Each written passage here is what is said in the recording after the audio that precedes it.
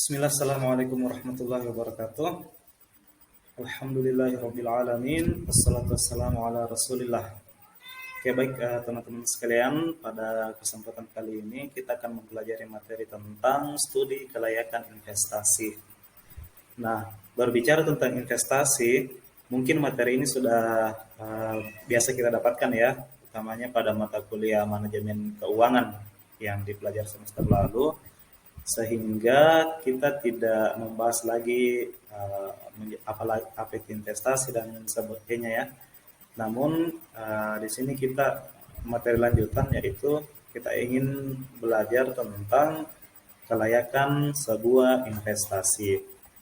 Nah, secara sederhana, investasi dapat didefinisikan sebagai penanaman modal atau penempatan biaya ya atau dana yang mana dengannya kita harapkan ada keuntungan yang diterima di kemudian hari. Nah, jadi investasi ini sangat penting. Artinya, daripada dana yang kita miliki saat ini itu terbuang percuma, lebih baik kita simpan. Nah, kan ketika kita menyimpan dana ini, kita bisa menyimpannya dalam bentuk tabungan maupun dalam bentuk investasi. Kalau kita simpan hanya dalam bentuk tabungan, maka dia uang kita tidak akan produktif, dana kita tidak akan produktif karena hanya simpan saja. Beda dengan ketika kita menyimpannya dalam bentuk investasi, maka dana kita itu akan produktif, menghasilkan keuntungan di masa yang akan datang. Contoh misalnya ketika kita berinvestasi emas misalnya ya, jadi anggap misalnya emas sekarang harganya 800.000 per gram. Nah, mungkin 10 tahun kemudian atau beberapa tahun kemudian harganya akan naik misalnya 1 juta lebih. Nah, ini kan memberikan kita keuntungan ketika kita menjual emas tersebut. Atau misalnya investasi dalam bentuk tanah ya, yang mana harga tanah ini kan dia cenderung naik tiap tahun. Jadi misalnya kita beli sekarang 60 juta, nah 2-3 tahun kemudian ya bisa jadi harganya sudah 100 juta dan sebagainya. Nah, itulah bagusnya kalau kita menginvestasikan dana kita. Jadi dana yang kita simpan akan lebih produktif. Oke, nah agar investasi ini kita aman ya, tidak menimbulkan kerugian hingga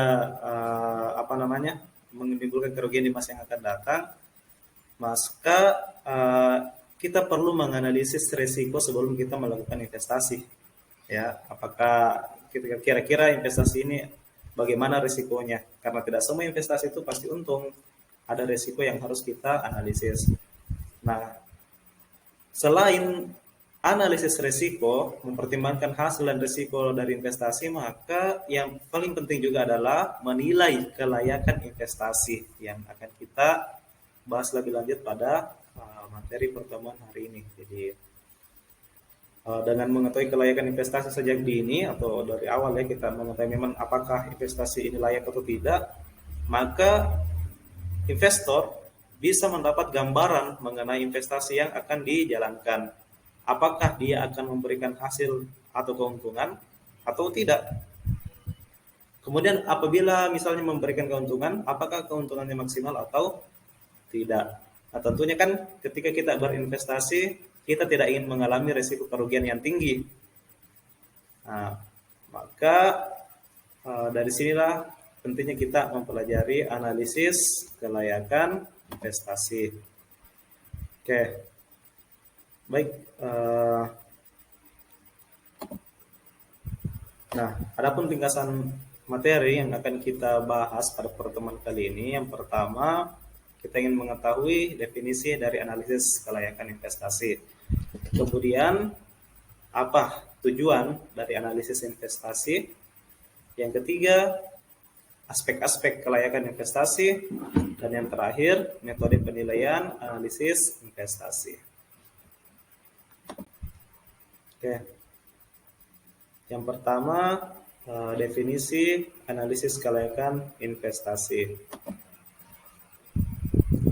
Ya, jadi analisis kelayakan investasi ini merupakan tindakan yang dilakukan untuk mengetahui prospek dari suatu proyek investasi yang mendasari pengambilan keputusan diterima atau ditolaknya investasi tersebut.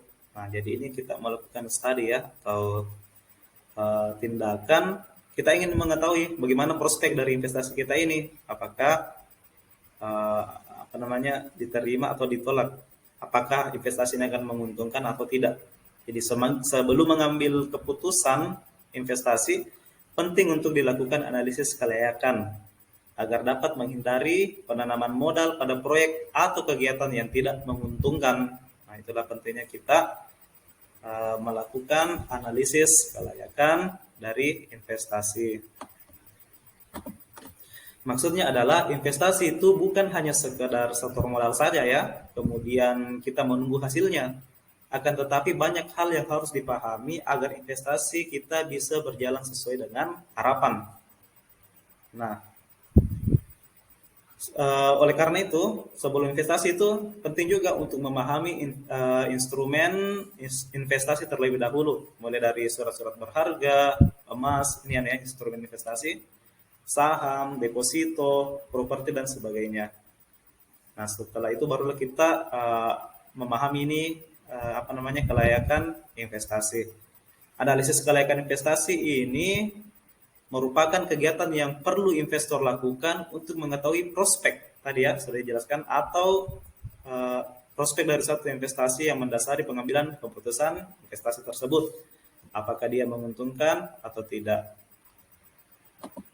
Nah, jadi ya dengan analisis ini kita bisa memutuskan di antara misalnya ada banyak pilihan investasi, jadi kita bisa memilih investasi mana kira-kira yang paling bagus untuk kita. Itu ya. Nah, kemudian selanjutnya adalah tujuan melakukan analisis investasi. Jadi tujuan utama dari investasi adalah memperoleh keuntungan atau tingkat pengembalian yang tinggi. Nah, ini maksudnya tujuan utama dari analisis investasi. Ya, tentu saja untuk memperoleh keuntungan atau tingkat pengembalian yang tinggi. Nah, penilaian investasi ini juga dilakukan untuk mengidentifikasi masalah yang akan datang. Jadi sebelum terjadi masalah-masalah itu, ya kita perlu menganalisis dulu apakah kira-kira investasi ini akan menimbulkan masalah atau tidak. Nah, lebih lanjut, analisis investasi itu bertujuan untuk memprediksi kinerja suatu saham industri di masa depan. Nah, itulah pentingnya kita melakukan analisis investasi. Jadi intinya tadi adalah bagaimana investasi kita ini menguntungkan bagi kita. Nah, kemudian ada aspek-aspek kelayakan investasi. Jadi di sini ada 5 aspek dari yang harus kita ketahui ya, atau yang harus kita perhatikan sebelum kita berinvestasi. Nah, dari yang pertama ada aspek finansial, kemudian ada aspek teknis dan produksi, ada aspek sosial dan budaya, aspek hukum, dan aspek pemasaran. Setelah kita mempertimbangkan aspek-aspek ini, barulah kita melakukan investasi ya, apakah layak dari beberapa aspek di bawah ini. Yang pertama aspek finansial. Nah, aspek finansial ini dia berkaitan dengan kondisi keuangan dari suatu perusahaan. Nah, kira-kira perusahaan tempat kita investasi ini apakah kondisi keuangannya bagus atau tidak.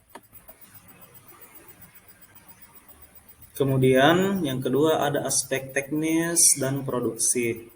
Nah, umumnya dia berhubungan dengan kapasitas perusahaan. Ya, biasanya biaya produksi, desain, bahan, lokasi dan lainnya. Artinya dia ya, kondisi teknisnya. Nah, dari segi teknis perusahaan ini layak tidak kita tempati untuk investasi. Jadi kita perhatikan ya, mulai dari kapasitas perusahaannya ya, atau ukuran perusahaannya, dari biaya produksi oleh perusahaan tersebut, kemudian desainnya, bahannya, lokasi dan aspek-aspek teknis lainnya. Kemudian yang ketiga ada aspek sosial dan budaya. Nah, aspek ini berhubungan dengan perindustrian, pelayanan yang merata dan adil kepada masyarakat. Misalnya kan setiap perusahaan kan itu ada namanya ya CSR atau semacam apalagi namanya biaya yang harus dikeluarkan oleh perusahaan sebagai bentuk tanggung jawab sosialnya kepada masyarakat. Nah ini kita perlu juga perhatikan apakah perusahaan tersebut memiliki unsur itu. Kemudian aspek hukum, dia berkaitan dengan legalitas, apakah perusahaannya legal atau tidak, atau tempat kita berinvestasi ini legal atau tidak. Kesepakatan, kesepakatan kita dengan tempat kita berinvestasi, kemudian hubungan industrial, perizinan, status perusahaan, apakah perusahaannya itu tadi ya legal atau seperti apa, atau dan lain sebagainya ya, dan juga hak dan kewajiban, kemudian dan sebagainya. Nah itu berkaitan dengan aspek hukum, berkaitan dengan hukum ya. Kemudian ada aspek pemasaran.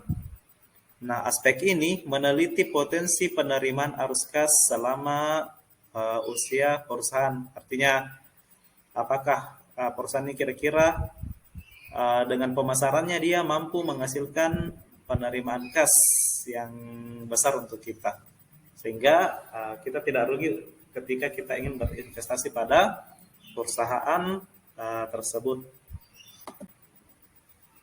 Nah, terakhir untuk materi hari ini yaitu metode analisis kelayakan investasi.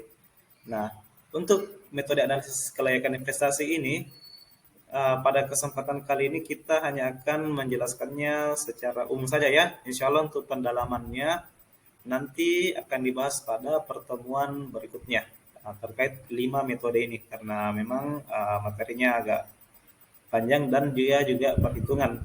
Nah, namun insya Allah pendalaman materinya akan dibahas. Nah, nanti tapi sebelum pendalaman materi silakan saya kasih tugas, silakan menuliskan rumus-rumus dari metode analisis kelayakan investasi ini, apa rumusnya, kemudian bagaimana cara membaca hasilnya. Tidak ada dua ya. Misalnya yang pertama kan NPV, jika NPV-nya lebih besar daripada 1, bagaimana, dan sebagainya. Nah, seperti itu ya, jadi itu tugasnya. Nah, yang pertama dalam metode analisis kelayakan investasi ada Net Present Value atau NPV ya. Nah, kelayakan investasi dengan metode net present value atau NPV ini dinilai dari keuntungan bersih yang diperoleh di akhir pengerjaan suatu proyek atau investasi. Keuntungan bersih tersebut dihitung dari selisih nilai sekarang investasi dengan aliran kas bersih yang diharapkan dari proyek atau investasi di masa yang akan datang atau pada periode tertentu. Itu untuk net present value. Kemudian ya, metode analisis kedua adalah payback period atau PBP ya. Metode payback period ini mengukur kecepatan pengembalian investasi ya. Nah, oleh sebab itu satuan ukuran yang dihasilkan bukan dalam bentuk persentase ataupun rupiah, melainkan waktu. Jadi bagaimana pengembalian investasi itu dihitung dalam satuan waktu, berapa lama. Nah, jika nilai PBP lebih cepat atau singkat dari yang disyaratkan, artinya investasi tersebut memiliki kelayakan. Artinya kan kita ingin adanya pengembalian keuntungan. Nah, itu yang kita analisis, apakah cepat ini mengembalikan modal kita atau keuntungan kita atau justru lambat. Nah, ini gunanya payback period. Ya. Sebaliknya apabila PBP ini lebih lambat atau lama berarti mengindikasikan tidak layaknya suatu investasi. Nah, itu salah satu aspek untuk menilai kelayakan investasi. Kemudian yang ketiga, internal rate of return atau IRR. Metode ini mengukur layak tidaknya suatu investasi dari indeks keuntungannya dengan membandingkan antara nilai sekarang seluruh penerimaan kas bersih dengan nilai sekarang investasi. Jadi suatu investasi ini disebut layak menurut metode ini apabila nilai PI-nya lebih besar dari 1. Ya gitu ya. Jadi nanti kita bahas lebih mendalam pada pertemuan berikutnya insya Allah ya. Kemudian metode terakhir ada Profitability Index atau PI. Nah, metode ini